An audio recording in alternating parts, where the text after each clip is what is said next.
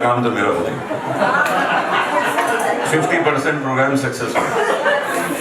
लोग कहेंगे गाना जो भी था, खाना तो अच्छा था। 50% तो मैं जीत गया। अब थोड़ा सा मैं भी अगर कर दूँ काम तो टोटल इवनिंग जो है सक्सेसफुल हो जाएगी।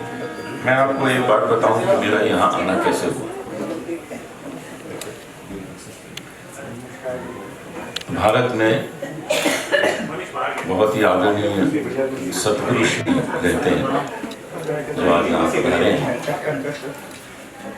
बहुत ही विद्वान व्यक्ति हैं। आध्यात्म, ज्योतिष और वास्तु अनेक विधाओं के ज्ञानी हैं, ज्ञाता हैं। तो मैंने उनके गुरुजी के लिए एक रिकॉर्डिंग की थी कुछ साल पहले। तो इस बार वो मुझे मिले। उन्होंने कहा कि कुछ मेरे बहुत प्रिय लोग हैं जो ह्यूस्टन में रहते हैं, तो आप वहाँ चलेंगे? तो मैंने उनसे कहा ज़रूर चलूँगा, लेकिन एक दिन से ज़्यादा मैं समय नहीं निकाल सकता क्योंकि टाइम मिलता नहीं, इंडिया में इतने बिजी रहते। तो मैं कल रात को आया हूँ और कल वापस जा रहा हूँ, सिर्फ आप लोगों के लिए, एक दिन के लिए हिंदुस्तान से। तो उसके लिए सतगुरु श्री को मैं धन्यवाद देना चाहता हूँ।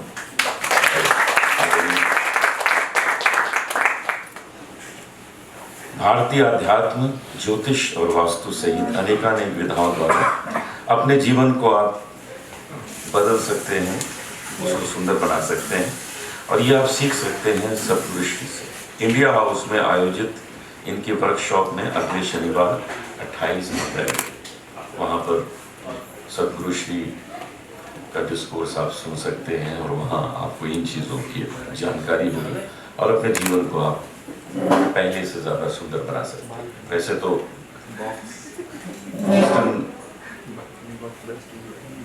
हार्ट सिटी कहा जाता है। मैक्सिमम डॉक्टर्स यहाँ दिल के डॉक्टर हैं जो सबको मजबूत कर देते हैं, बार बार जवान कर देते हैं। बाईपास किया फिर जवान हो गए, फिर बाईपास किया, एक स्टेंट लगाया फिर जवान हो गए। तो हमारे साथ जो कलाकार यहाँ संगत कर रहे हैं, मैं आपका परिचय कराता हूँ। बुलबुल तरंग जो बेंजो जैसा दिखता है, जनाब बशीर अहमद हैं।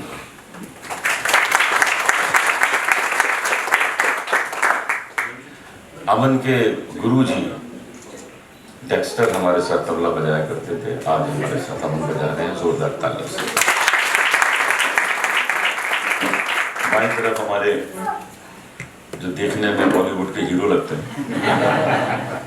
बॉबी लुजरियो, बहुत अच्छे कंपोजर हैं, सिंगर हैं, गिटार प्लेयर हैं। बशीर साहब भी बहुत अच्छी गायक हैं, कंपोजर हैं और कई सालों से हम लोग साथ में काम करते हैं। तो आज का जो ये कॉन्सेप्ट है, जो महफिल है, ये बिल्कुल इनफॉर्मल है क्योंकि मैं भी यहाँ सतगुरु श्री के आदेश पर आया हूँ। किसी तरह का कोई कमर्शियल इसमें मोटो नहीं है और इसलिए यहाँ पर आप लोग भी गा सकते हैं अगर आपकी इच्छा हो। जिसकी इच्छा हो गाने की वो यहाँ गा सकते हैं। तो मुझे कुछ लोगों ने फरमाइश की है कि आप आज का जो गायन है वो ऐसी लागी लगन से शुरू करिए। तो मैं और इतनी देर से जो आप देख रहे हैं मैं पी रहा हूँ, ये ग्रीन टी है, ये और कुछ नहीं है। कुछ लोग गलत समझते हैं। हाँ,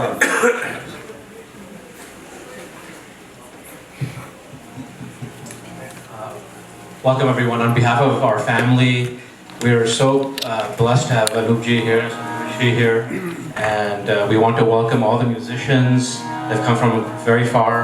Anup Ji, of course, come just from Mumbai, just for this. These folks have come from New York and New Jersey, and we have our local Houston product here, of course. And we want to welcome all of you this evening. Thank you so much for joining us. This is what makes Houston so special. This is our extended family, Anup Ji. So yes. These are all the folks in our family, and they all resemble so much. That's right. So we want to welcome each and every one of you. You know, my younger daughter Manya said something very special this evening. when she was upstairs as everything was getting ready. She said, "This is like a dream for us." So she says, "Papa, I'm in a dream right now." So they listened to Anup's bhajans so much in the morning, going to school. So that really made everything so nice for me. When she said that, that fulfilled my every desire. So once again, welcome to everyone. I want to introduce, just briefly, he's going to say a few comments. Sadhguru Shri is from Mumbai. He's our spiritual advisor. He's a dear friend. He's a classmate of Manju's, actually, from middle school in India. And guess how they hooked up? Facebook, after so many years, he's going to explain. And this is how people are meant to come into our lives. This is all predestined and happens on purpose, not by accident. So he's somebody that we count on for a lot of advice, and he's a dear friend and very knowledgeable on scriptures, very knowledgeable about Vedas, he's very knowledgeable about astrology, numerology, and I can go on and on. So do try to attend his workshop at India House next Saturday, and it's a free workshop, and so please everybody, at a very practical level, how does one do palmistry, how does astrology, what is the science behind it? And explain at a level that we all will understand. So do try to attend that, and I won't take up more time. I'd like for her to say a few words first, and welcome once again, everyone.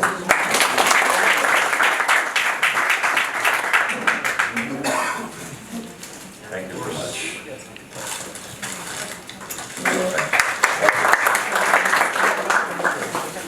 Before the speakers.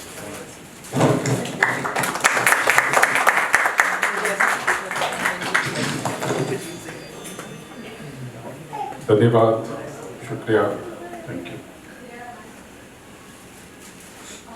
पवित्र जीवात्माओं, देवियों और सज्जनों, ladies and gentleman, ख़वातीन और हज़रात, मैं आपको और आपके भीतर विद्यमान परमात्मा को प्रणाम करता हूँ। मैं ज्योतिषी नहीं, लेकिन हमारे ऋषियों ने, मुनियों ने ऐसी ढेरों विधाओं का सृजन किया है जिससे हम अपना जीवन संवार सकते हैं। मेरा मार्ग आध्यात्मिक है। आध्यात्म यानी स्वयं का बोध और धर्म यानी कर्म का बोध। तो मैं भारत से विशेष रूप से आपके भीतर आध्यात्म का बीजारोपण करने आया। अगले शनिवार को इस विषय पर अब 4 घंटे डिटेल में विस्तृत बात करेंगे। आध्यात्म कहता है कि सृष्टि से पहले कुछ भी नहीं था, न जमीन थी, न जमीन थी पहले, न आसमां था, न ये जहां था न वो जहां था। तब ये जमीन न थी, तब ये जमीन न थी, आसमानों के चढ़ाव न थे, मंजिलों के पड़ाव न थे। ये जहां वो जहां तब न जाने कहां थे, कुछ भी नहीं था। न हूरों की बात थी, न चांद की सौगात थी, न जन्नत का ख्याल था, न दोज़ख का सवाल था। न धूपीले सुनहरे उजाले थे, न अंधेरे खुप स्याह काले थे, न मौसमों से समर्थी फजाएं थीं, न सांस सांस को सहराती हवाएं थीं। न जमीन थी पहले, न आसमां था, न ये जहां था न वो जहां था। न पानी की कलकल, न खुशबुओं के संदल, न दिशाओं के रुख, न दिलों के सुख दुख, न उम्र का सफर, न समय के पहर। न थी किसी को ढूंढती कोई नजर, न जमीन थी पहले, न आसमां था, न ये जहां था न वो जहां था। तब सचमुच कुछ नहीं था, कुछ भी नहीं था। न पाँव न जमीन, न सख्ती न नमी, न ज्यादती न कमी। जब कुछ भी नहीं था तब नहीं भी नहीं था। जब कुछ भी नहीं था तब नहीं भी नहीं था। कुछ भी नहीं पर थी जुम्बिश सी कोई, कुछ भी नहीं थी पर जुम्बिश सी कोई। जिससे ठुमकती थी कायनात तब भी, एहसास सारा वो सच में जुदा था, एहसास सारा वो सच में जुदा था। उस जुम्बिश में सुर था, सुर में खुदा था। उस जुम्बिश में सुर था और सुर में खुदा था। हाँ, जब कुछ भी नहीं था तब एक सुर था, जब कुछ भी नहीं था तब एक सुर था। संगीत आया तो तरतीब आई, संगीत आया तरतीब आई, जीवन के जीने की तरकीब आई। सुर में बंधे जब हवा पानी पत्थर, जिंदा हुए धरा पर चराचर। सुर में दुआएं, सुर में है सांसें, सुर में है सांसें, सुर में दुआएं, सुर में ही रहती है हवाएं खलाएं। वो सुर, वो अदृश्य तरंग हौले हौले खामोशी के अंतरिक्ष को बेदती, चीरती, नाद के गान को धुनों में पिरोती, प्रार्थना के स्वरों को प्रेम की माला में गूंथती। एक नन्हे दिए की कांपती लौ से बिखरते फैलते भक्ति के उजास तक, एक नन्हे दिए की कांपती लौ से बिखरते फैलते भक्ति के उजास की मानिंद वो तरंग, वक्त के आरोह और रोहों के संग, मंदिरों की घंटियों, गूंजती गुरबानियों, अजानों की पुकारों और प्रशांत गिरजाघरों से गुजरती रही जीवन को झकझक करके। एक प्रदीर्घ यात्रा के बाद जिसने तय किया, एक प्रदीर्घ यात्रा के बाद जिसने तय किया खरज से सब तक के शिखर तक का सफर, अपने मयार में जो है भैरवी का पहर, भक्ति को संगीत का तिलक करता है। वही अनूप सुर, वही अनूप सुर आज फिर दिलों के तार छेड़ने को है। खुदा की उसके गले में अजीब कुदरत है, खुदा की उसके गले में अजीब कुदरत है।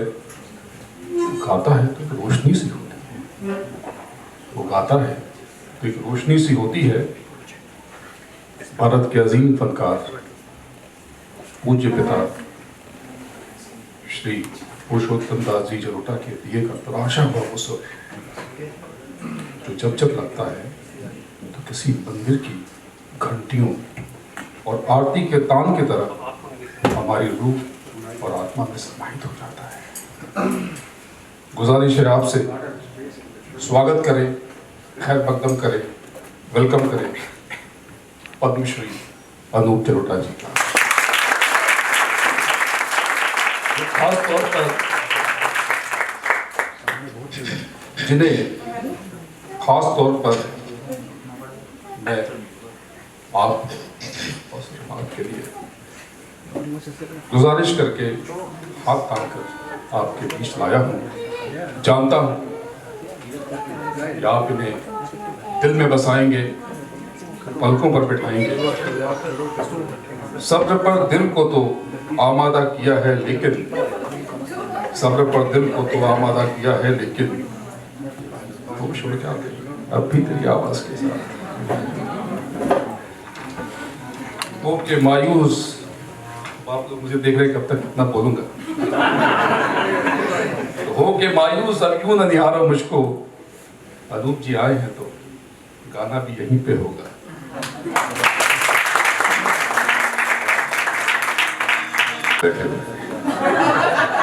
किसी से बात नहीं कर लेते, मैंने कहा क्या बात है, लिख रहा हूँ।